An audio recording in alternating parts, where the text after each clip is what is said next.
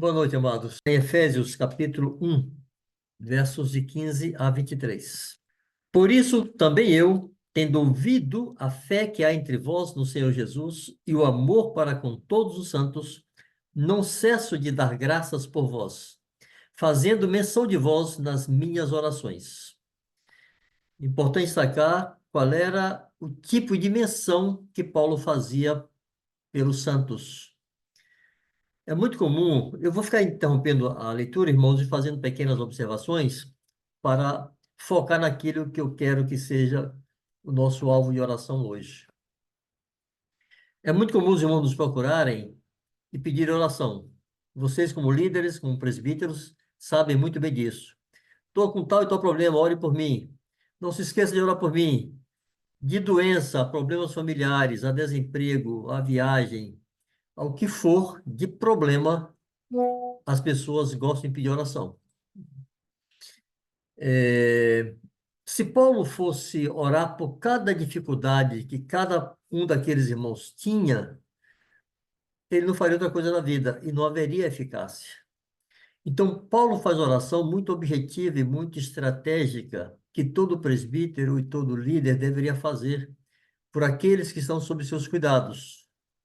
Os líderes, sobretudo, os presbíteros, sobretudo, orar pelos líderes dessa forma que Paulo ora aqui. Os líderes, sobretudo, orarem pelos discipuladores, dessa forma como Paulo está orando aqui.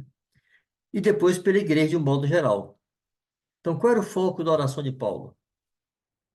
Para que o Deus de nosso Senhor Jesus Cristo, o Pai da glória, vos conceda espírito de sabedoria e de revelação no pleno conhecimento dele. A oração de Paulo era muito específica, que o Pai de nosso Senhor Jesus Cristo, o Pai da glória, concedesse aos irmãos espírito de sabedoria e de revelação no pleno conhecimento dele. Muitos problemas entre nós, irmãos, ocorrem porque os santos não têm esse tipo de sabedoria e de revelação que Paulo está clamando para que a igreja tenha.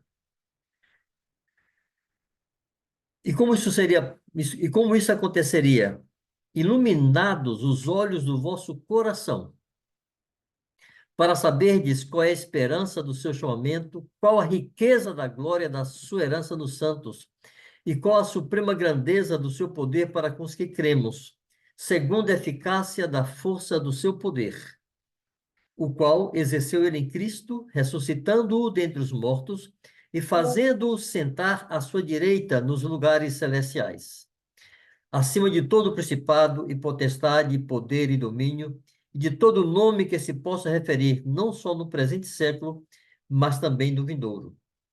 E pôs todas as coisas debaixo dos seus pés, debaixo dos pés, e, para ser o cabeça sobre todas as coisas, o deu à igreja, a qual é o seu corpo, a plenitude daquele que a tudo enche em todas as coisas. Bom, eu gostaria que nós orássemos, irmãos, pedindo isso hoje para nós mesmos e para aqueles que Deus confiou ao nosso pastoreio. Nós não vamos trazer nenhuma novidade, nenhuma verdade nova e nada revolucionário. Nós queremos falar das mesmas coisas, das coisas simples que recebemos décadas atrás e que marcaram a nossa caminhada e que favoreceram e permitiram que se edificasse essa obra como ela é. Amém?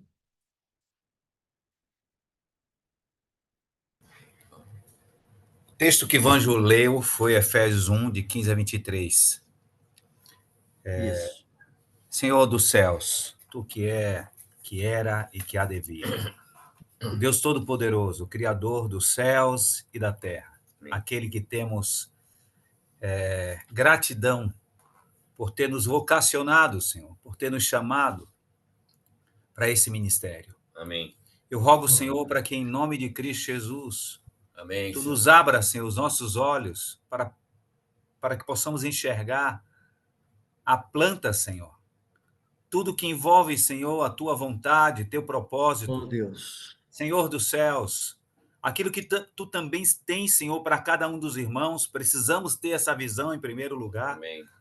E rogamos também, Senhor, por cada um dos irmãos, cada um daqueles, Senhor, que estão sobre os nossos cuidados, para que também seja revelado para eles o Amém. chamamento, a vocação, Amém, a Senhor. eleição, Amém, Senhor. Senhor. Amém, Senhor. Que venha arder no coração de cada um deles, Senhor. Amém. Seu chamado, o desejo por te servir, Senhor. Amém. O desejo por estar na tua presença, por te conhecer, Amém, Senhor. por trabalhar com Deus. Meu Senhor, derrama da tua graça Amém. sobre Sim, teu Senhor. povo. Te Amém. pedimos em nome de Cristo Sim, Jesus. Senhor. Sim, Senhor. Em nome de Jesus. Graças a Deus. Aleluia. Bendito Senhor. Sim, Pai, pedimos que tu venhas produzir isso que Paulo clamava 2 milênios atrás. Que tu fizesses com a igreja de Éfeso, nós pedimos que faças entre nós. Que o Senhor venha iluminar os olhos de nosso coração, concedendo-nos espírito de sabedoria e de revelação, Senhor. No pleno conhecimento do Pai, no pleno conhecimento do Filho, para que nós conheçamos a grandeza, Senhor, o tamanho da esperança do nosso chamamento. São coisas que nós não podemos comunicar por nós mesmos, não há recurso humano que produza isso. E quantas vezes, Senhor, há um véu posto sobre o coração de tantos irmãos e sobre o seu entendimento, pedimos que tu venhas tirar esse véu, Senhor. Tu venhas produzir aquilo que o teu filho falou em Mateus 11, 25 em diante, quando diz: Graças te dou, Pai, porque ocultaste essas coisas aos sábios entendidos e as revelaste aos pequeninos. E é isso que Paulo está pedindo, Senhor. Que tu reveles, que tu tires o véu, que tu descubras. Pedimos que a tua verdade, Senhor, a tua palavra, produza em nossa mente e coração o efeito para o qual o Senhor a trouxe até nós. Está escrito que a tua palavra não tornaria para ti vazia, mas faria o que te apraz e prosperaria naquilo, Senhor, para o que o Senhor a designou. Que o teu Espírito Santo, Senhor, que fizeste habitar em nós, que habita na igreja, produza esta revelação e entendimento, produzindo forte convicção no homem interior de cada um desses obreiros, Senhor. Em nome de Jesus. Graças a Deus. Manos, a ideia é termos um tempo de exposição e depois abrirmos para participações e perguntas. Eu não sei como seria aí o tempo de vocês, mas eu estou estimando que, no máximo, incluindo as perguntas e participações, fôssemos até às 10 horas, né? Vai dar 8 horas agora. Essa parte de exposição não penso que vai tomar mais de 1 hora. E depois, então, abrimos para essas participações e perguntas. Tá bom? Bom, é possível que alguns tenham até criado a expectativa de que pudéssemos estar compartilhando aspectos práticos ou trazendo orientações práticas para o funcionamento da igreja na casa e para a aplicação dos princípios de ministério que nós temos e que passam pelas juntas e ligamentos principalmente. Naturalmente que eu quero expor algo disso aqui, mas antes eu quero calcar muito a necessidade de que cada um dos líderes, presbíteros e líderes, atentem para a necessidade de que muito mais importante do que termos um passo a passo, muito mais importante do que termos um checklist do que fazer e orientações práticas por escrito, tenhamos forte convicção em nosso homem interior e estejamos conquistados por essa visão e por esse entendimento. E estejamos com nossos corações abrasados e nossa mente aclarada sobre o que é que Deus quer que nós façamos. Se nós nos atermos apenas, irmãos, a orientações práticas, e essa é a inclinação de nosso povo, nós somos os reis dos passos práticos, nós gostamos, o nosso povo gosta de orientações práticas, faça como agora. Em tal situação, faça o quê? Se nós nos atemos apenas a isto, nós estaremos produzindo uma série de homens que simplesmente reproduzem procedimentos. Isso não funciona. Isso está fadado ao fracasso, até porque quando alguma coisa fugir do script, não se saberá o que fazer. Imagino que alguns de vocês, assim como eu, vieram de um contexto denominacional. E todos sabem que qualquer segmento evangélico, qualquer igreja evangélica, tem um estatuto. Esse estatuto é uma forma de garantir que naquele ambiente se procede assim, assim, assim e assim. É um grupo de regras e orientações práticas de como se deve conduzir. E quando algumas coisas fogem ao estatuto, então não pode seguir. Quando se diz respeito a questões administrativas, é importante que haja estatutos e normas bem claras e definidas.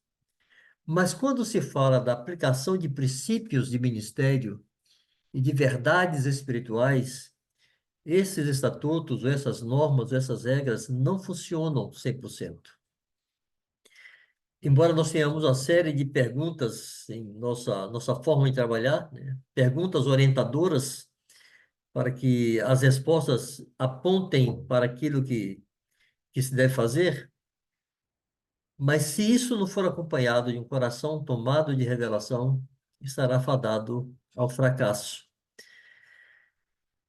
Eu me lembro que anos atrás, Marcos compartilhou aqui, se não me engano, com o presbitério ou em um encontro de líderes, uma palavra intitulada Impulsionados por uma Visão. E, entre outras coisas, ele falava da diferença entre você aplicar princípios e você seguir regras e normas. A diferença entre ter uma receita de bolo e ter os princípios. E os princípios podem se adequar a algumas situações ou ambientes. Os princípios não são, assim, não funcionam como uma receita de bolo, porque eles precisariam ser aplicados em qualquer momento da história, desde os tempos dos apóstolos, no primeiro século, até os dias de hoje. Desde os tempos em que se andava a pé, ou de camelo, ou de burrinho, até os tempos da internet e do avião. Os princípios são os mesmos, e eles precisariam ser aplicados em qualquer momento da história, em qualquer cultura e em qualquer parte do mundo. Então, eles não podem ser muito detalhados. E quando nós detalhamos muito, nós criamos problemas e embaraços muito grandes. Por exemplo, por que é que as igrejas brasileiras optaram pelo terno e gravata? Isso é uma típica vestimenta de países mais frios. Mas hoje é desonroso se o pastor aparece sem gravata e sem paletó. Se aceitou isto. Mas isso é um costume gringo, que não precisaria ser imposto no Nordeste do Brasil, por exemplo, e no Norte do Brasil, onde tudo é muito quente. Mas a regra que servia lá precisa servir aqui. Estou pegando um exemplo esdrúxulo, mas só para dizer que isto de comportamentos externos, que tem a ver até com a vestimenta, também se aplica, às vezes, a princípios de ministério e a doutrina e etc. Pois bem, uma coisa que nós temos que nos perguntar: para que é que serve o encontro da igreja na casa? Eu queria muito que vocês se perguntassem isto e olhassem para os últimos encontros das igrejas nas casas sobre as quais vocês estão como responsáveis e se lembrassem o que é que vocês fizeram, o que é que aconteceu ali. E eu quero só um instantinho. Eu quero lembrar aqui uma perguntinha muito antiga que anda meio esquecida. Aliás, há muitas coisas entre nós que andam esquecidas. Nós tínhamos duas perguntas que eram muito comuns em nossos ambientes de igreja na casa e mesmo encontros maiores. Perguntávamos assim para os irmãos: qual a estratégia de Deus para cumprir o seu propósito? E os irmãos respondiam, em uníssono: a estratégia de Deus é o desenvolvimento do serviço dos santos. Aqui eu faço mais outra pergunta para vocês. Vocês estão 100% convencidos de que essa é a estratégia de Deus? e não uma estratégia? Porque, irmãos, essa resposta é muito ousada. A pergunta é ousada e a resposta é mais ousada ainda. A pergunta é: qual a estratégia? É artigo definido singular. Quando se pergunta qual é a estratégia, está se considerando que não existem outras estratégias. Há esta estratégia apenas. E essa é a pergunta. Qual é a estratégia de Deus para alcançar o seu propósito? E a resposta diz, ousadamente, a estratégia de Deus é o desenvolvimento do serviço dos santos. Eu pergunto para vocês, e eu gostaria muito, irmãos, que vocês se respondessem de si para si, com toda a sinceridade. Vocês creem nisto? Vocês creem que o desenvolvimento do serviço dos santos é a estratégia de Deus para cumprir o seu propósito? Quando eu vi isso a primeira vez, eu duvidei. Eu questionei, achei muito esquisito, achei muito presunçoso que alguém agora quisesse dizer que Deus tem apenas uma estratégia para cumprir seu propósito. Para nós termos convicção, nós temos que nos debruçar sobre Efésios 4, de 11 a 16. Eu queria recomendar a vocês que tomassem tempo para isso depois. Não se contentassem simplesmente em se mover em cima daquilo que já temos em nossa mente aprendido, mas buscassem isso que Paulo está orando aqui em Efésios 1. Buscassem ter os olhos do coração iluminados, terem plena revelação disto, conhecer plenamente o que pensa o Senhor sobre isto. Porque quando isso acontece, irmãos, nós não saberemos fazer de outra maneira. O homem, o obreiro que está convencido que a estratégia de Deus é o desenvolvimento do serviço dos santos, a estratégia para cumprir o seu propósito, ele vai fazer tudo para garantir que cada santo desempenhe seu serviço. Irmãos, isso faz toda a diferença. Faz toda a diferença.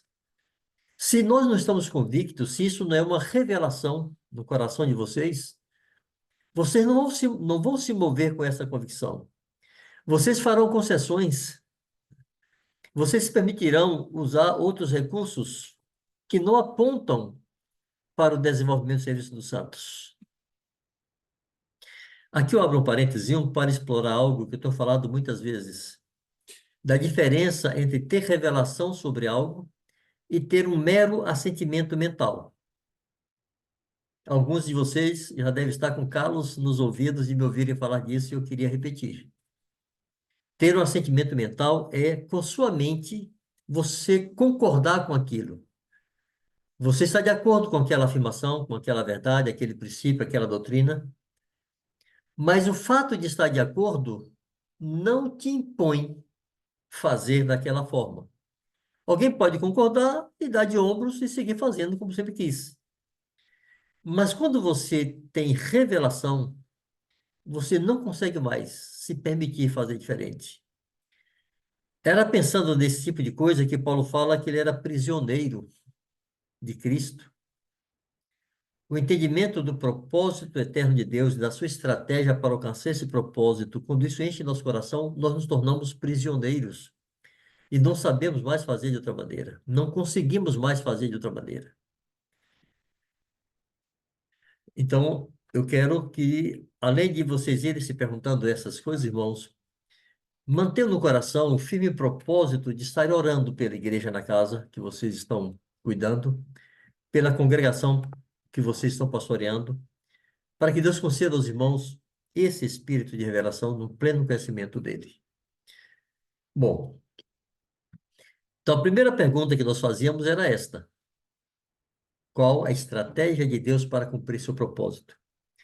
Mas havia uma segunda pergunta que tem a mesma resposta. Havia não, há uma segunda pergunta. E é: qual a obra da igreja na casa? E nos tempos passados, os irmãos respondiam: a obra da igreja na casa é o desenvolvimento do serviço dos santos. Irmãos, quando afirmamos que a obra da igreja na casa é o desenvolvimento do serviço dos santos, então nós, como líderes, como cooperadores, como responsáveis pelas igrejas das casas, precisaremos concentrar nosso entendimento, nossa mente, nosso esforço e nosso tempo para garantir isto, que todos os santos que se reúnem em nossa casa estejam desempenhando seu serviço. Isso vai nos inquietar, isso vai ocupar nossa mente, vai nos tomar horas pensando, orando por isto, nos perguntando quais dos santos que estão aqui na minha casa que ainda não desempenham o seu serviço. Por que não desempenham o seu serviço? O que posso fazer para garantir que este santo desempenhe o seu serviço? Se nós não tivermos, irmãos, isto bem convicto lá em nosso coração, nós faremos algumas coisas com a igreja na casa. Vou pegar aqui uns 2 ou 3 exemplos possíveis, tá? Nós teremos comportamentos e procedimentos e iremos, assim, conduzir o encontro de maneira completamente desassociada daquilo para o que esse encontro da igreja na casa existe. Uma das coisas mais trágicas é quando os líderes improvisam o encontro da igreja na casa. E muitas vezes a dupla de líderes que está cuidando daquela igreja na casa não sentam antes, em nenhum momento durante a semana, nem mesmo no próprio dia do encontro, eles não sentam antes para conversarem e para orarem e para discutirem como vão se comportar e como vão conduzir aquele encontro. Não conversam para fazer a conexão deste encontro do dia de hoje com o encontro que foi da semana passada e como fará conexão deste encontro de hoje com o encontro que acontecerá na semana seguinte. Os líderes, alguns deles, simplesmente não pensam nisso durante a semana. E chega no dia do encontro, eles improvisam. Como já estão exercitados, estão acostumados, têm maturidade, têm experiência, chegam lá e se desembolam. Não passam vexame. Mas terminou o encontro, era como se na cabeça de alguns terminou o seu serviço. E volta à sua rotina, até o próximo encontro da próxima semana, onde de novo, mais ou menos, vão fazer coisa parecida. Qual é o grande risco disto? Não sei quantos de vocês conhecem ou se lembram da palavrazinha chamada reunionite. Nós usávamos muito essa palavra no passado para dizer que essa enfermidade é uma inflamação que ataca a igreja. Reunionite é quando a reunião é um fim em si mesmo.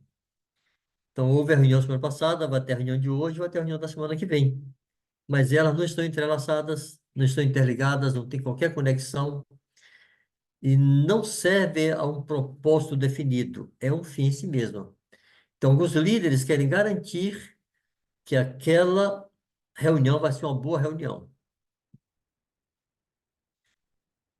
Bom, que outra coisa acontece quando os líderes não têm plena clareza do motivo de ser da igreja na casa? Eles querem fazer isso que eu disse aqui há pouco, querem garantir uma boa reunião. E aí eles começam a improvisar. Desculpe, improvisar não. Eles começam a inventar algumas coisas. Aí começam a criar atividades e programações para ver se os irmãos ficam animados, porque eles querem garantir que seja uma boa reunião. E se perde o foco. Outra coisa que comumente acontece em reuniões de igreja na casa é que o líder passa o tempo inteiro falando. Então, o líder transforma o encontro da igreja na casa no seu púlpito. E ele quer pregar.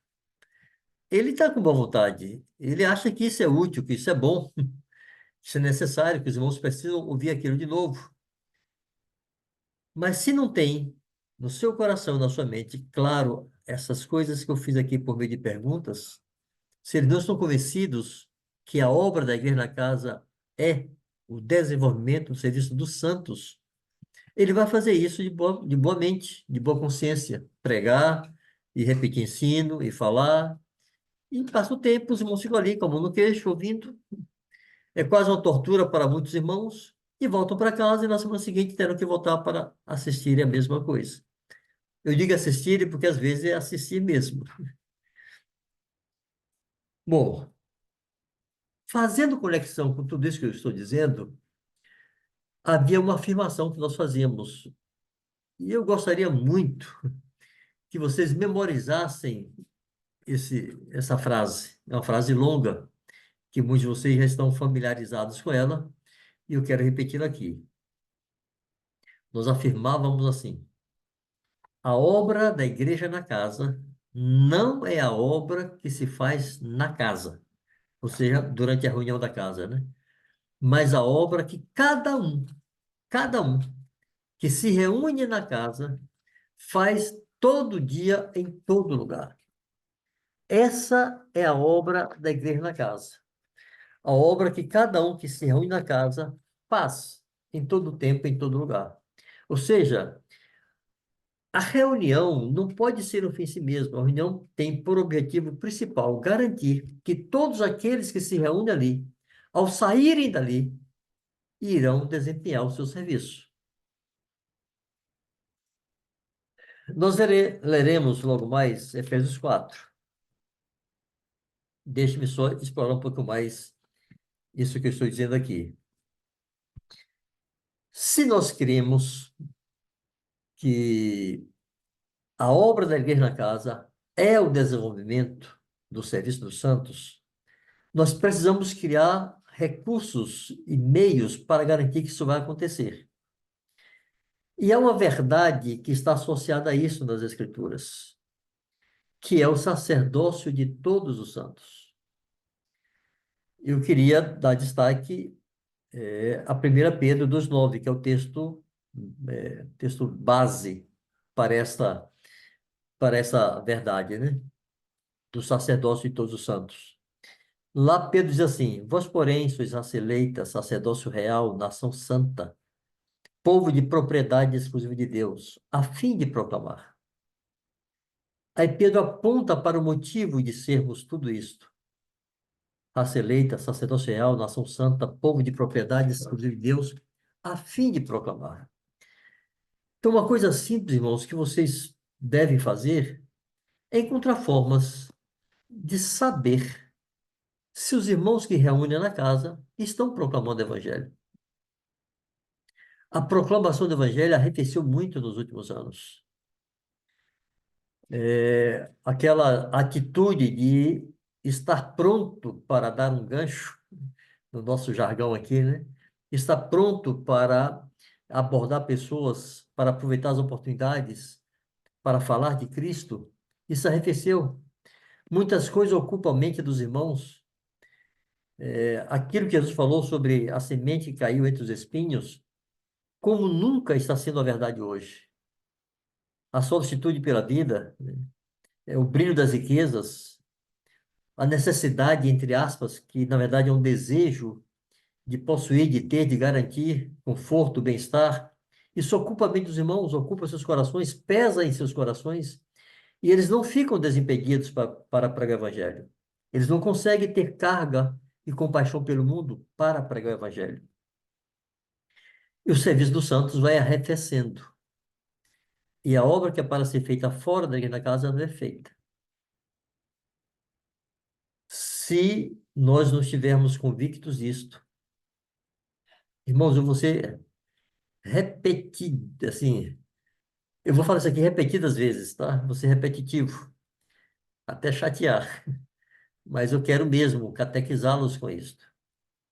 Se vocês não estiverem convencidos que a obra da igreja da casa é essa, vocês não vão procurar recursos para garantir que isso aconteça.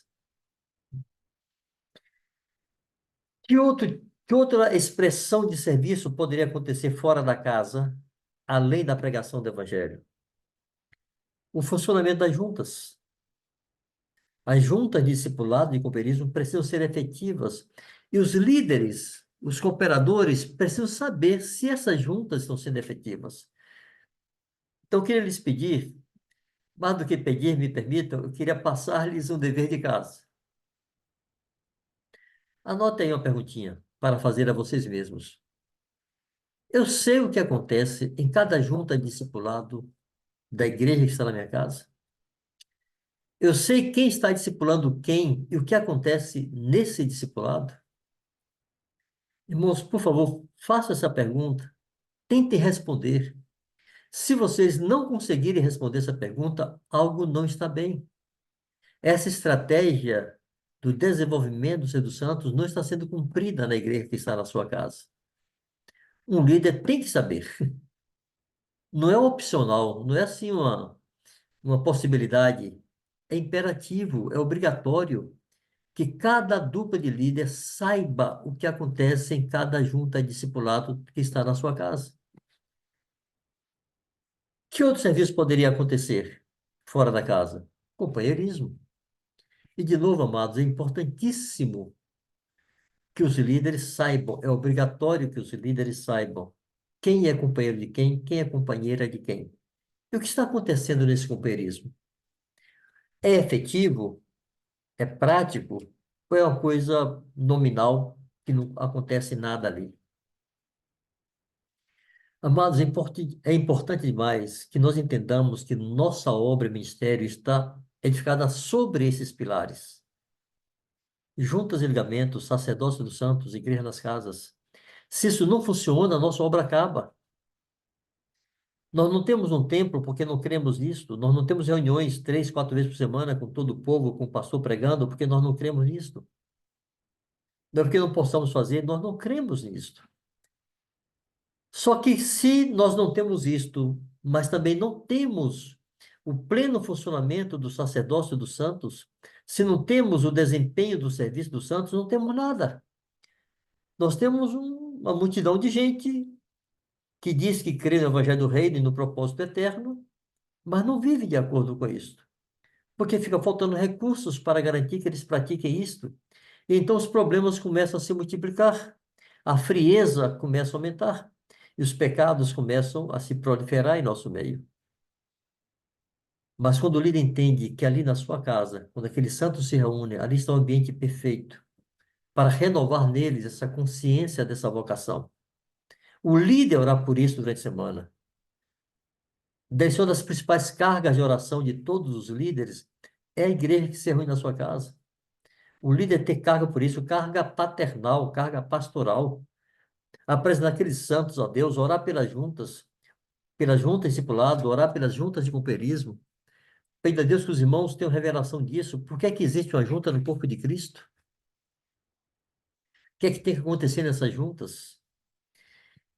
E aí, irmãos, entre os nossos passos práticos, ou as perguntinhas, ou aquelas orientações práticas, que quando nós temos esse entendimento, então é necessário que haja ferramentas para torná-lo prático. Mas se você dá as ferramentas sem que se tenha esse entendimento, é infrutífero. Então, quando o líder entende que ele precisa garantir que todos os santos que se reúnem em sua casa estão desempenhando seu serviço, então ele vai querer ferramentas para isto. Então, esses passos práticos, essas orientações práticas vão funcionar. Mas se o líder não tem essa convicção, ele vai ser um simples repetidor de procedimentos, vai ser um cobrador de deveres e vai ficar um cara chato que enfada os irmãos e não promove o serviço dos irmãos. Bom, então vamos repetir algumas dessas perguntas e as respostas que eu disse no princípio serve apenas para orientar nossa mente e não nos deixar perdidos. Então, imaginando o líder tomado de clareza do motivo de ser da igreja na casa e entendendo que ele precisa fazer com que as juntas funcionem, então ele vai se perguntar assim, sobre a junta e companheirismo, por exemplo. Ele vai se perguntar, quais as principais atitudes do companheirismo? Irmãos, essa perguntinha com as respostas decoradas que nós já sabemos, desassociada desse entendimento, não serve para nada, a não ser para uma cobrança fria. Mas se o líder está tomado dessa convicção, dessa revelação, ele vai se esforçar e orar para que Deus produza essa mesma revelação dos irmãos, para garantir que essas coisas aconteçam. Então, principais atitudes do companheirismo: amor, submissão, transparência, perdão. E aqui eu peço a vocês de novo, irmãos, por favor, pensem nesses 4 aspectos. Imaginem a tua junta de companheirismo e todas as demais juntas de companheirismo acontecendo isso. Amor, submissão, transparência, perdão. Imagine as duplas de irmãs e irmãos amando-se, sendo transparentes, andando à luz, confessando seus pecados, sujeitando-se aos conselhos mútuos, perdoando-se mutuamente. Pense na glória que isso representaria. Mas quando isso é desassociado dessa convicção, irmãos, e dessa revelação, fica uma coisa chata. É uma repetição de um negócio que não faz qualquer sentido, porque não tem expressão prática nem na nossa vida. Porque se isso, irmãos, não acontece na junta de companheirismo de vocês, vocês não saberão, não saberão fazer acontecer na junta dos discípulos que estão na sua casa, e nem sequer desejarão isto. Mas vocês saberão fazer o procedimento. Isso não vai funcionar. Então, traga para o seu companheirismo, ore ao Senhor por isso. Nós estamos vivendo um tempo de fato, resgatar valores e princípios, não fórmulas mágicas, não receitas de bolo, mas valores e verdades e princípios que revolucionaram um dia a nossa vida e de tantos outros. Quando o líder está tomado de convicção sobre essas verdades, ele vai querer aplicá-las em sua vida. Ele vai querer que no seu relacionamento com o seu companheiro de ministério haja amor, submissão, transparência e perdão. Quando isso acontece no seu relacionamento, você não só tem carga, mas você tem autoridade. A autoridade do exemplo, do modelo, para querer que isso aconteça na vida dos discípulos. E você experimenta os benefícios disso. Foi essa prática, irmãos, tomada de convicção, que marcou os anos atrás, as décadas passadas, essa obra, que chamou a atenção de tantos pastores em tantos lugares desse Brasil, que ficaram admirados com a simplicidade dessas coisas, desses princípios, mas havia uma prática efetiva, constante e fervorosa disto. Os relacionamentos de companheirismo aconteciam mesmo. Havia amor, havia submissão, havia transparência, havia perdão, porque havia atrito. Havia confissões, havia sujeição, havia conselho mútuo. Traga isso para o seu companheirismo. E você se sentirá autorizado e confiante e animado e desafiado a fazer acontecer no companheirismo daqueles que estão da igreja em tua casa. Aí vem outra perguntinha, que é: quais as práticas, as principais ações do companheirismo? Orar, aconselhar, servir, fazer discípulos. De novo, eu digo, irmãos, não permitam que isso seja palavras soltas em sua mente. Não tem apenas um assentimento mental, porque qualquer um de nós que ouve essas coisas concorda com elas. Todos entendem que é bom que haja no cooperismo, orar, aconselhar, servir, fazer discípulos. Nós concordamos. Mas, irmãos, nós não temos revelação de que isso é uma ferramenta poderosíssima nas mãos do Espírito Santo para revolucionar duas vidas e potenciar o serviço dessas duas vidas, nós não faremos. Então, se impõe a você mesmo. Marca para o teu companheiro, hoje, para orar. Leve para ele questões de tua vida prática para buscar conselho. Se informe das suas necessidades para servi-lo. Leve questões dos discípulos que estão contigo, para que ele te aconselhe e vice-versa.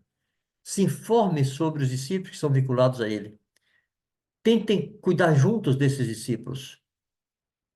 Quando isso acontece na junta de líderes, irmãos, fica mais fácil fazer acontecer nos demais discípulos. Então vem a junta discipulado.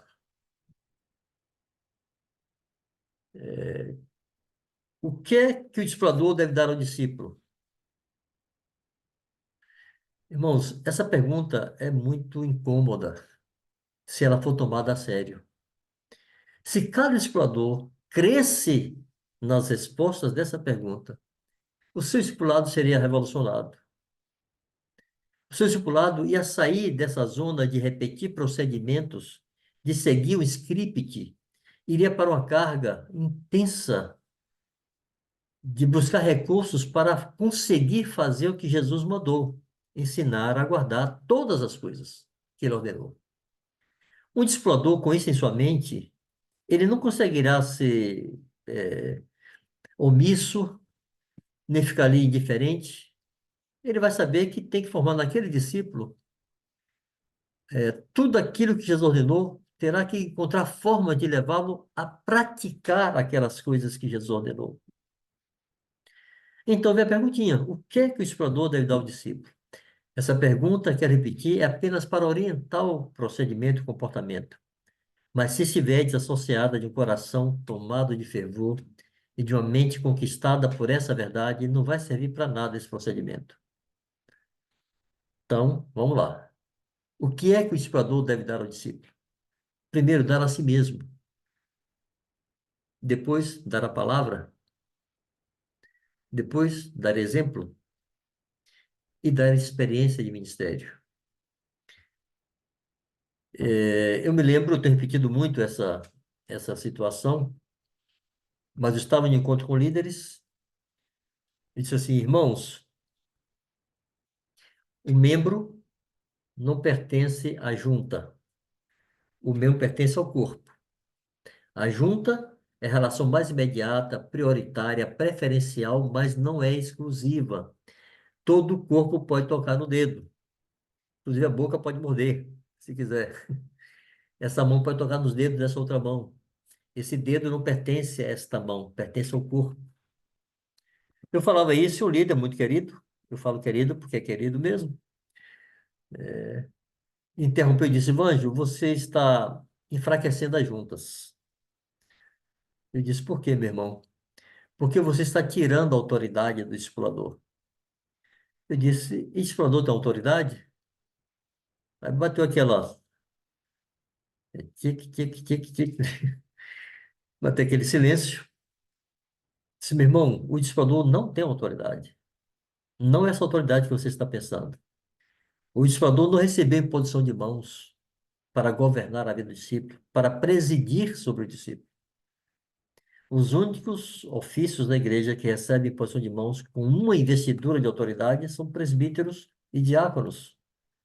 Os líderes têm uma função delegada pelos presbíteros.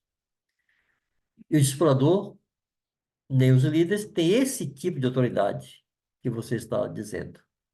Só há duas autoridades, duas expressões de autoridade que um discipulador pode ter. Primeiro, Efésios 5:21.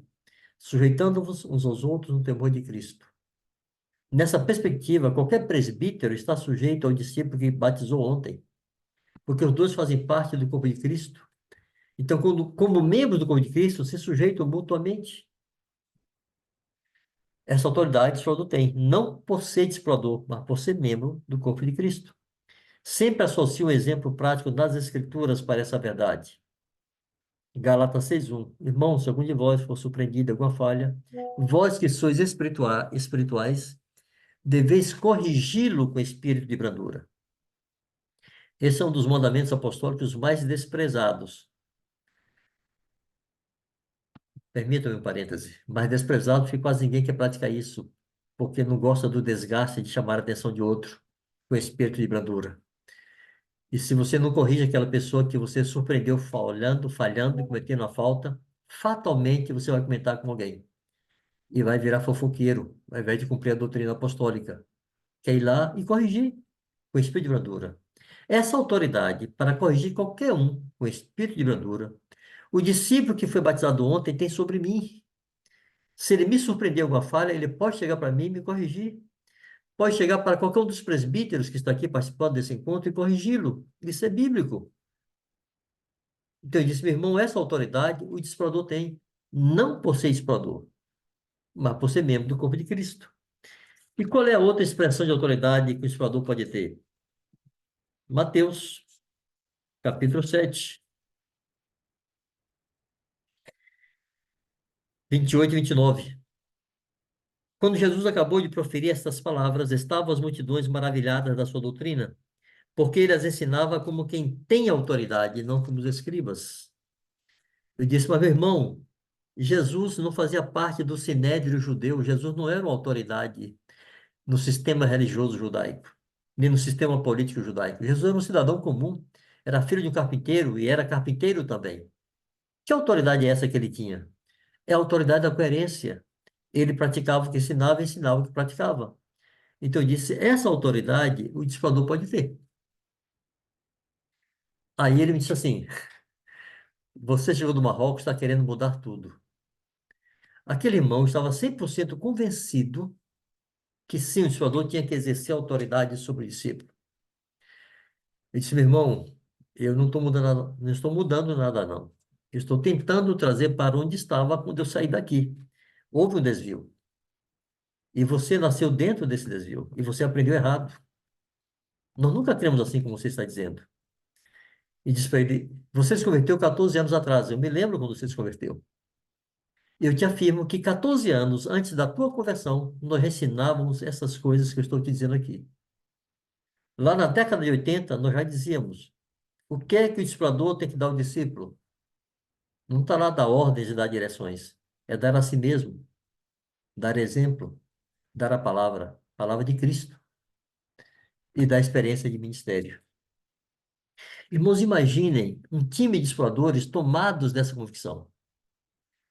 Esses aqui são filhos de Deus, esses discípulos são filhos de Deus, que o meu Senhor me confiou para que eu os ensine a guardar tudo. Ele vai dar a si mesmo, ele vai se dedicar a essas pessoas, ele vai se sacrificar. Ele vai dar a palavra, ele vai ter sede da palavra, ele vai querer conhecer a palavra para ensinar esse discípulo. Ele vai dar exemplo, vai chamar o discípulo para estar perto dele, para vê-lo fazer as coisas, deixando a vida acontecer diante dos olhos dos discípulos. Irmãos, pouco a pouco essas coisas foram se enfraquecendo e pode até soar estranho aos ouvidos de alguns, que se acostumou com o discipulado, quer fazer uma reunião para trazer ensino bíblico. E, por favor, irmãos, eu não tenho uma resposta prática do que fazer para garantir esse tipo de discipulado que eu estou apontando aqui, de dar a si mesmo, dar a palavra, dar exemplo, da experiência do ministério. Isso, cada discipulador tem que orar ao Senhor e perguntar: como é que eu faço isso, Senhor? Com esse discípulo que é teu e que o Senhor me confiou. Se lembra de Jesus em João 17, dizendo ao Pai: Senhor, são teus. Tu os tiraste do mundo, os escolheste do mundo, os entregaste a mim. São teus. E eu lhes dei a tua palavra. Cada discipulador precisaria ter sobre si este peso. Senhor Jesus, são teus discípulos. O Senhor os comprou com seu sangue. Estão confiados a mim para que eu lhes ensine a guardar tudo. Me ajude nisto. Abra o entendimento dele. Irmão, fazer discípulos é trabalhoso, e é prazeroso, e é glorioso. Mas o líder que não entende isto, que a estratégia de Deus para cumprir o seu propósito é o desenvolvimento do serviço dos santos, e o líder que não entende que a obra da igreja na casa é o desenvolvimento do serviço dos santos, ele não vai se preocupar com isso. Ele vai querer ter um bom encontro, uma boa reunião toda semana. Há muitas coisas, irmãos, que podem acontecer na igreja na casa. Deve acontecer na ceia do Senhor. Deve e pode haver repetição de ensinos, oração, testemunhos, confissões, cânticos. Pode haver muitas coisas. Não é que todo encontro tem que acontecer cada uma dessas coisas. Mas essas coisas fazem parte do que pode acontecer na igreja na casa. Mas, acima de tudo isso, o líder tem que ter aquela mente de quem enxerga o que se quer produzir ao final de tudo isso.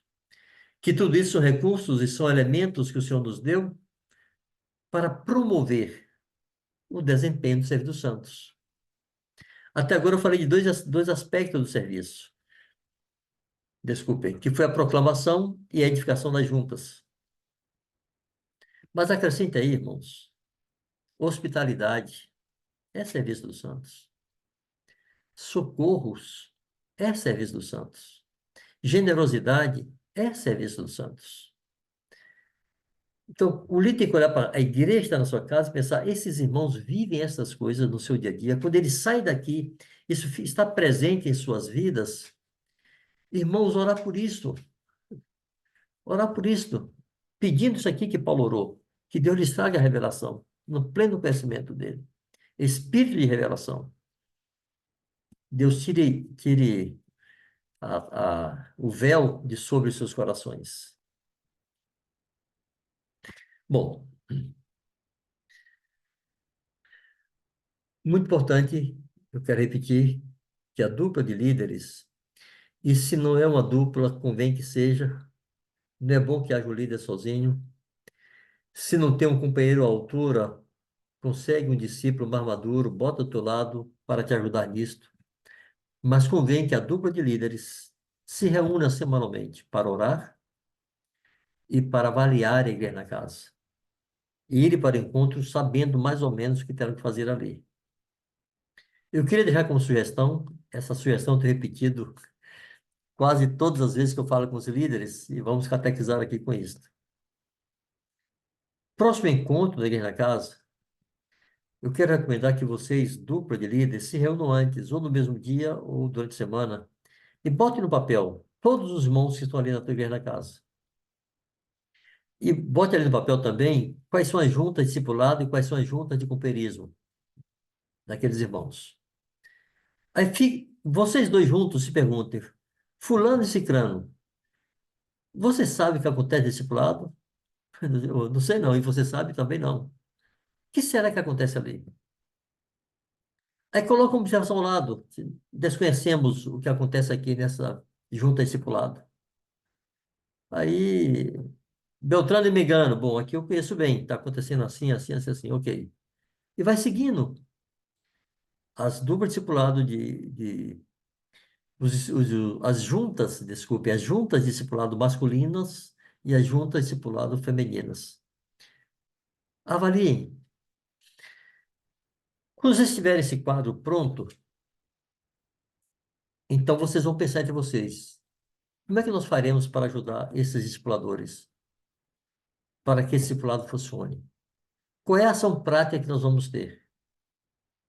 Eu queria dar algumas sugestões, irmãos. Uma delas, separe um dia na semana. Você não deve ter, assim, muitíssimos discipuladores de igreja na casa, né? Não deve ter 10 discipuladores. Uma igreja na casa com 10 discipuladores deve ser gigante.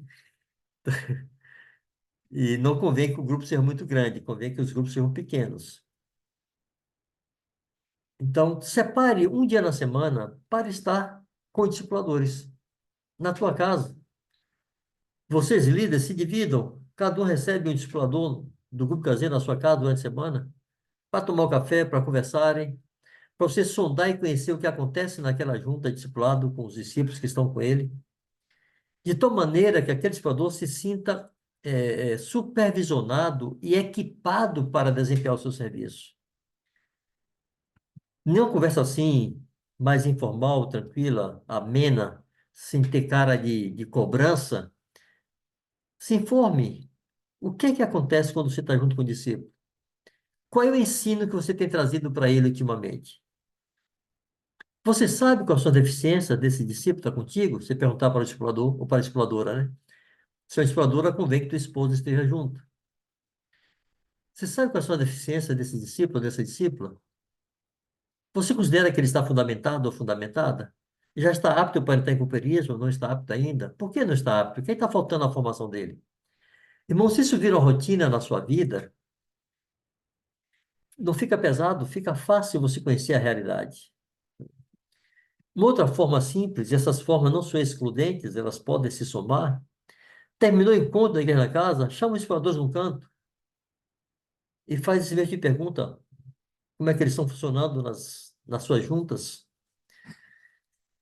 É, em algum momento, algum dia do encontro da igreja na casa, queira você, líder, os dois líderes, um de vocês, né, pode ficar um de vocês fazendo esse trabalho que eu vou sugerir aqui, e outro fazendo outra coisa. Mas um dos líderes senta com todos aqueles discípulos que ainda não estão aconjuntados no cooperismo. E vai conversar com eles para fazer perguntas básicas, perguntas que têm a ver com o entendimento deles sobre o Evangelho, para checar se estão fundamentados, se entenderam o reino de Deus, se conhecem a doutrina, quais são suas dificuldades principais. Vocês terem esse contato com esses discípulos para ajudar os discipuladores a cuidar bem deles. Aqui, irmãos, são sugestões, mas vocês podem inventar o expediente que vocês quiserem, desde que vocês conheçam o que está acontecendo naquelas juntas. Se vocês não conhecem, vocês não podem corrigir. Se vocês não conhecem, vocês não podem equipá-los com aquilo que eles precisam. Se vocês não conhecem, vocês não podem instruí-los. E tudo fica muito subjetivo e perde aquele aspecto prático, proveitoso e frutífero. Ok? Bom, que outra coisa seria importante repetir aqui? Aqui vai outra sugestão de tarefa de casa. Assim como vocês devem sentar antes para conversarem sobre isso que eu falei, fazer a lista dos discípulos que estão na casa de vocês, fazer a lista da junta, discipulado, de companheirismo, saber o que está acontecendo ali. No dia do encontro mesmo, vocês cheguem mais cedo, naturalmente, como líderes, mesmo que não seja na sua casa a reunião, cheguem mais cedo e recebam juntos todo irmão que for chegando ali, irmão e irmã, o saúde e vá se perguntando, esse aqui ou essa aqui entende o seu sacerdócio? Ela sabe o que é, ou ele sabe o que é o sacerdócio dos santos? Ele sabe que ele ou que ela é um sacerdote? Estão exercendo esse sacerdócio? Não são coisas, são perguntas simples que você deve fazer a si mesmo, porque é possível que a maioria das pessoas que entram ali, você não tenha respostas claras para essas perguntas. Que você não saiba bem se ele entende o que é o sacerdócio, se ele sabe que ele é um sacerdote e se ele está exercendo esse sacerdócio. Se você não tem respostas claras, de novo, senta com teu companheiro e vão orar e conversar sobre cada uma dessas pessoas. Apresente ao Senhor esses nomes. Confiarmos, irmãos, que o cavalo se prepara para a batalha, mas a vitória vem do Senhor. Nós temos que preparar o cavalo para a batalha. Mas confiarmos e cremos, dependemos da ação de Deus produzindo revelação nos discípulos.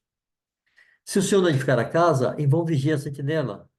Nós vamos vigiar, mas vamos confiar que Deus é quem vai guardar. Se o Senhor não edificar a casa, em vão trabalham os construtores. Mas se os construtores não trabalharem, Deus não vai edificar. Então nós vamos trabalhar, mas confiando que Deus é que vai edificar. E como é que isso acontece na prática? Orando, dependendo de Deus, trazer Deus para essas situações. Clamar ao Senhor por isto. Bom, eu vou encerrar essa parte lendo e desenvolvendo algum pensamento em cima de Efésios 4 e depois abrir para participações e perguntas. Mas antes disso, eu queria falar de outras coisas práticas, simples, antes de lermos Efésios 4. Por exemplo, núcleo da igreja da casa. Eu não sei se vocês têm um núcleo na igreja da casa de vocês e como é que esse núcleo funciona. Isso de núcleo, irmãos, é uma ideia simples e é baseada no princípio de distinguir níveis e se dedicar aos fiéis. É trazer para perto de si para cooperar consigo, no discernimento da igreja da casa, no discernimento da vida dos discípulos e, ao mesmo tempo, treinar essas pessoas. Este núcleo pode ser composto por homens e mulheres.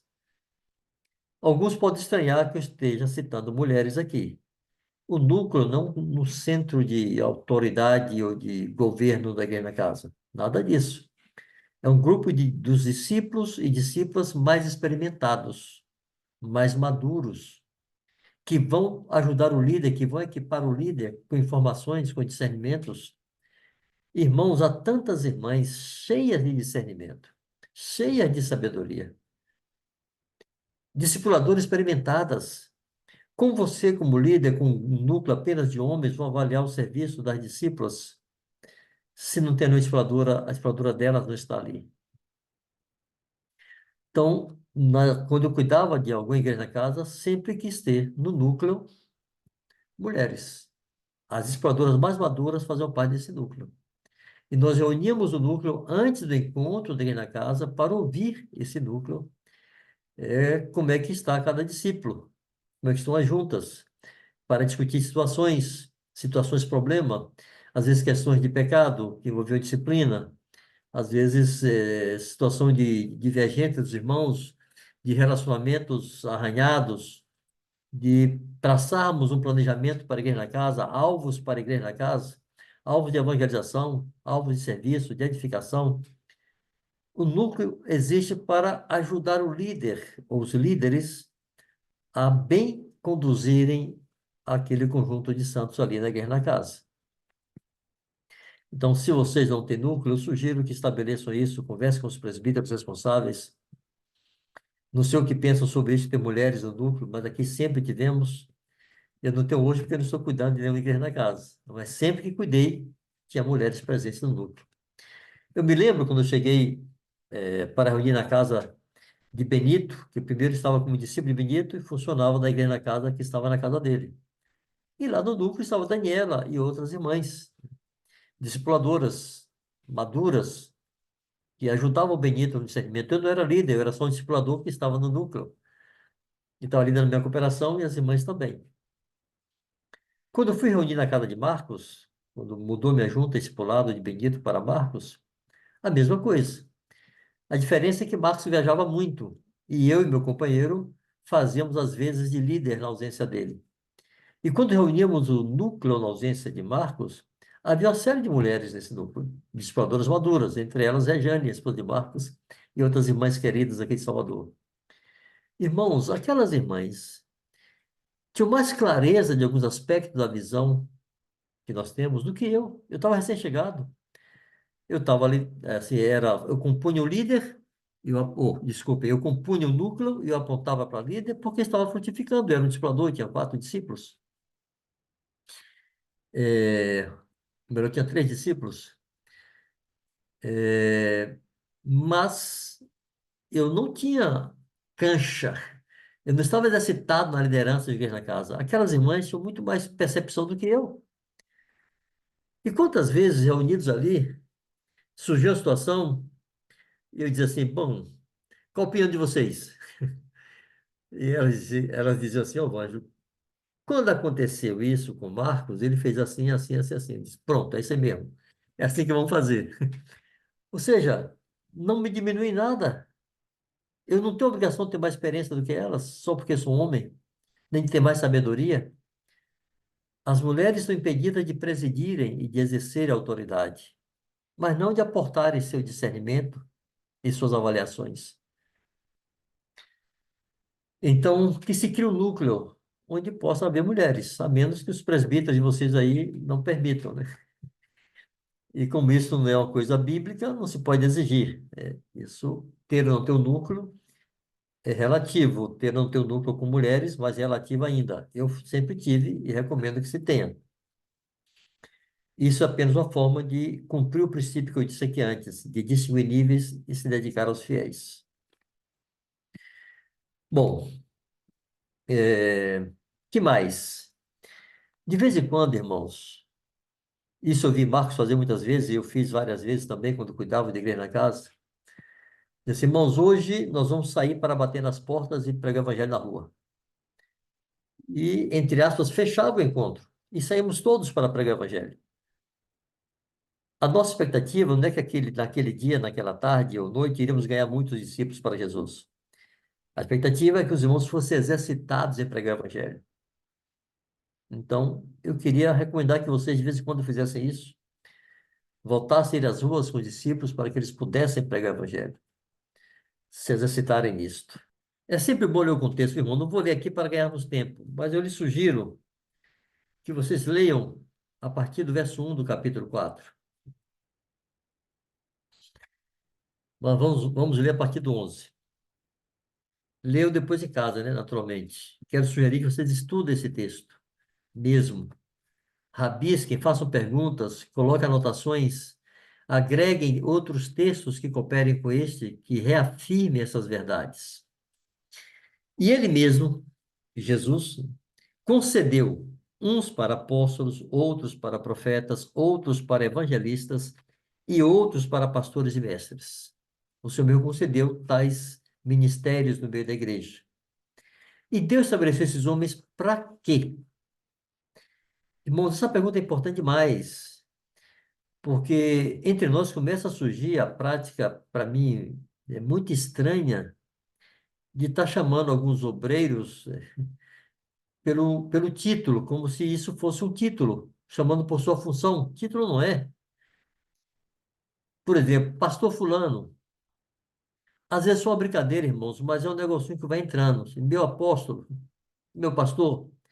Quando é uma brincadeira, brincadeira, brincadeira, ótimo. Quando alguém é muito chegado a você e está fazendo onda com sua cara, tá bom. Então eu aceito que me chamem assim.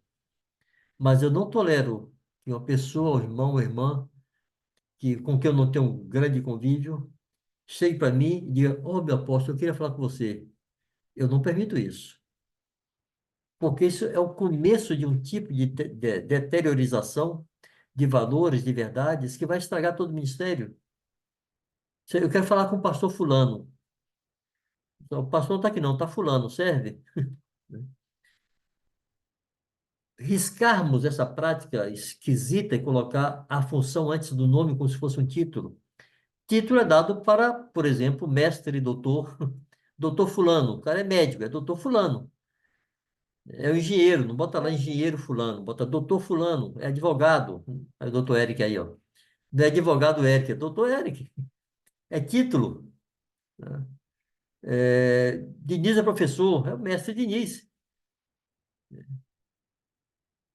Não é a sua função, é um título. Esses ministérios, irmãos, não são títulos. Não tem que vir antes de nosso nome. E foram postos aqui pelo Senhor Jesus não para serem importantes ou famosos. Há um motivo muito específico para que Jesus estabelecesse esses homens da igreja. Ele mesmo, Jesus, concedeu uns para apóstolos, outros para profetas, outros para evangelistas e outros para pastores e mestres. Para quê? Tem que perguntar para quê. E a resposta vem em seguida. Com vistas ao correto ordenamento dos santos. É para isso. Esses homens podem pregar, podem fazer mil coisas. Podem ir para o YouTube, mas não foram chamados para isso. Isso são recursos e atribuições, atividades que eles podem desenvolver. Mas o motivo de estar aqui é específico, promover o correto ordenamento dos santos. Foram postos para isso, com vistas ao correto ordenamento dos santos, ao aperfeiçoamento dos santos.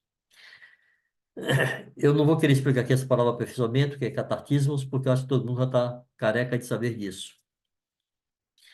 Então, temos isso bem claro. Seja apóstolo, seja profeta, seja evangelista, seja pastor, seja mestre, foi posto por Jesus para promover o correto ordenamento dos santos, para promover o desenvolvimento do serviço dos santos.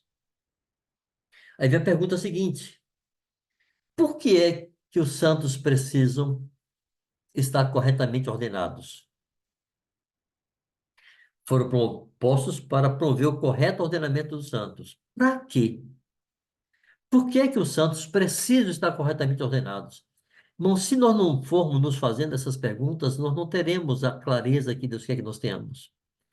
Quando eu recebi essas verdades e eu as questionei, porque eu questionei esse negócio de que a estratégia é esta, eu vim estudar esse texto. Eu gastei muito tempo estudando Efésios 4, me catequizando com isso e pedindo a Deus que me trouxesse clareza sobre isso, para que não fosse uma coisa repetida como um papagaio que repete algo que ouviu. Por que que é a estratégia? Por causa disso aqui. Ele, Jesus, estabeleceu ministérios específicos. Para quê? Para correto ordenar os santos. E já vamos explicar melhor o que é correto ordenar. E para que é que os santos precisam ser corretamente ordenados? Tem um motivo. Se faça essas perguntas. Foram colocados por quem? Por Jesus. Para quê? Para correto ordenar os santos. E ordenar os santos para quê? Para o desempenho do seu serviço. O serviço de quem? Dos santos. Esses ministérios existem para isso, garantir que os santos vão estar corretamente ordenados para possibilitar que, estando corretamente ordenados, possam desempenhar o seu serviço. E desempenhar o serviço para quê? Qual o motivo do santo desempenhar o seu serviço? Para a edificação do corpo de Cristo. Até que medida? Até que todos cheguemos à unidade da fé e do pleno conhecimento do Filho de Deus, a perfeita varonilidade, à medida da estatura da plenitude de Cristo. Irmãos, o verso 13 é o cumprimento do propósito eterno. Muitos filhos semelhantes a Jesus. Por isso aquela pergunta tem essa resposta. Por isso existe essa pergunta: qual a estratégia de Deus para cumprir o seu propósito? Qual é a estratégia de Deus para garantir que todos cheguemos a essa estatura de varão perfeito? A estratégia é o corpo de Cristo ser edificado. E como é que o corpo de Cristo vai ser edificado? Quando os santos desempenharem o seu serviço. E como é que podemos garantir que os santos vão desempenhar o seu serviço se eles forem corretamente ordenados? E quem vai corretamente ordenar esses ministérios específicos? Irmãos, essa é a estratégia. Qualquer outra atividade que a igreja possa ter, de retiros, do que for, de reuniões que se possa ter, tem que estar em função disto. Tem que corroborar para isso, para que os santos desempenhem o seu serviço. Aí vem a pergunta natural: qual é o serviço dos santos? Nada mais é do que o pleno exercício do seu sacerdócio. E em que consiste o sacerdócio? O que é ser um sacerdote? Eu vou falar aqui escarreiradamente, porque isso está repetido em muitas outras palavras por aí, e no final a gente pode tentar encontrar alguns textos para respaldar o que eu vou falar aqui. Um sacerdote, irmão, é alguém, irmãos, é alguém que adora a Deus e cultua a Deus. E nós, como pastores e líderes, temos que nos perguntar: nós estamos cultuando a Deus, exercendo esse aspecto do nosso sacerdócio? Como está nosso culto pessoal, Senhor? Irmãos, eu tenho me questionado tanto quanto a isso nos últimos dias, nos últimos tempos, nem dias, nos últimos tempos, por causa da vida louca que eu estou levando, que tem roubado minhas rotinas, e eu preciso resgatar minhas rotinas. E entre elas está o culto pessoal a Deus. Sem isso, nossa vida no Senhor esmurece, perde brilho. Então, o sacerdote adora a Deus, o sacerdote cultua a Deus sozinho no seu quarto, ou no seu gabinete, ou no seu banheiro, no canto que ele conseguir estar. Mas ele vai buscar uma forma de cultuar a Deus, de adorar a Deus. Que mais faz o sacerdote? O sacerdote ora, intercede. Ele se põe diante de Deus em favor de outros. Ele chora por outros diante de Deus, ele geme, ele sofre diante de Deus por outros. E nós temos, irmãos, que nos perguntar: isso marca a nossa vida? Nós temos essa experiência de estar diante do Senhor, clamando por outras vidas, chorando por elas, gemendo por elas? Podemos desafiar os discípulos a fazerem isso, porque isso é uma prática nossa? Vocês entendem? Como quando isso toma nosso coração, isso é reproduzido de forma diferente, não apenas uma mera repetição de procedimentos. O que mais faz o sacerdote? Ele profetiza, ele ensina um ao outro, se edifica, se consola, se anima. O que mais faz? Ele prega o evangelho. O sacerdote prega o evangelho. O que mais ele faz? Ele socorre, ele hospeda, ele é generoso. Irmãos, uma igreja na casa, onde todos os santos têm consciência do seu sacerdócio, revoluciona, muda, cara. E isso, irmãos, não é automático, não é uma coisa que vai acontecer depois de uma noite de vigília. Isso é uma construção da mente, da consciência, criando ambiente para isso, favorecendo isso, supervisionando as juntas, garantindo que as juntas estão funcionando. Porque o resultado, irmãos, dessa coisa gloriosa aqui, até que todos cheguemos à unidade da fé. Isso não é mágica, isso é trabalho objetivo, disciplinado, regular, constante, com muita oração. É, eu falei que ia explicar um pouquinho o que é correto ordenar, correto ordenamento. Eu já vi muitas vezes irmãos falarem assim, estarem conversando sobre, até líderes e mesmo pastores, né? Estarem conversando sobre a vida de um discípulo que está com a vida toda desordenada, em alguma área da vida, finanças, por exemplo, e o líder diz assim: bom, nós precisamos correto ordenar a vida de fulano. Está errado. Correto ordenar não significa aplicar a doutrina para corrigir. Isso se chama ordenar a vida de alguém. A vida está em desordem, nós vamos ordenar a vida dessa pessoa aplicando a doutrina. Isso é uma coisa que não tem nada a ver com correto ordenar os santos. Correto ordenar, irmãos, é dispor os membros do corpo de Cristo. É relacionar e vincular os membros do corpo de Cristo uns aos outros, de tal maneira que eles possam desempenhar o seu serviço. Eu tenho usado exemplos bem esdrúxulos de propósito, e alguns de vocês já me ouviram falar disso muitas vezes. Se minha mão tivesse aqui no corpo da cabeça, para que me serve a mão aqui? Não serve para nada, ela é inútil. Uma mão no topo da cabeça não vai correr, não vai desempenhar o seu serviço. Se eu tirar minhas orelhas e colocar na sola do pé, eu vou ficar surdo. As orelhas devem estar aqui. Aqui elas são corretamente ordenadas para captar os sons. Mas se vier na sola do pé, ela não vai desempenhar o seu serviço. Assim como a mão na cabeça não desempenha o seu serviço. Então, quando se pensar em correto ordenar os santos, entendam que é para o desempenho do serviço. Por isso, as juntas têm que funcionar. Se não funcionarem, não estão desempenhando o serviço, então, depois de algum esforço, saber o porquê e tal, de tentar fazer funcionar, não está funcionando, correto ordena. Tira de um e coloca com o outro, para ver se funciona. Junta não é, apesar de ser um relacionamento definido, comprometido, não é casamento. E pode ser mudado, seja porque não funciona, seja porque um precisa ir atuar em outro local para cooperar melhor. Eu já fui tirado de companheirismos, não porque não estivesse funcionando, porque surgiu a necessidade e é necessário que eu fosse estar relacionando com o outro. E me orientar assim, eu acatei. Mas que isso externamente, vocês, irmãos, essa verdade tem que estar clara. As juntas é para o desempenho do serviço. É para isto. Não é para ser amiguinhos, para se darem bem, porque têm empatia um com o outro, são simpáticos e gostam de estar juntos, não. É para o desempenho do serviço, para que todos cheguem, para que haja edificação do corpo de Cristo e todos cheguem à perfeição. Quando essas verdades entram no nosso coração, irmãos, nós ficamos, entre aspas, agoniados para que essas coisas aconteçam. Às vezes nos tira o sono se não estiver acontecendo. O corpo de Cristo tem que funcionar, tem que trabalhar, para trabalhar as juntas sem estar nos seus lugares, os membros todos vinculados.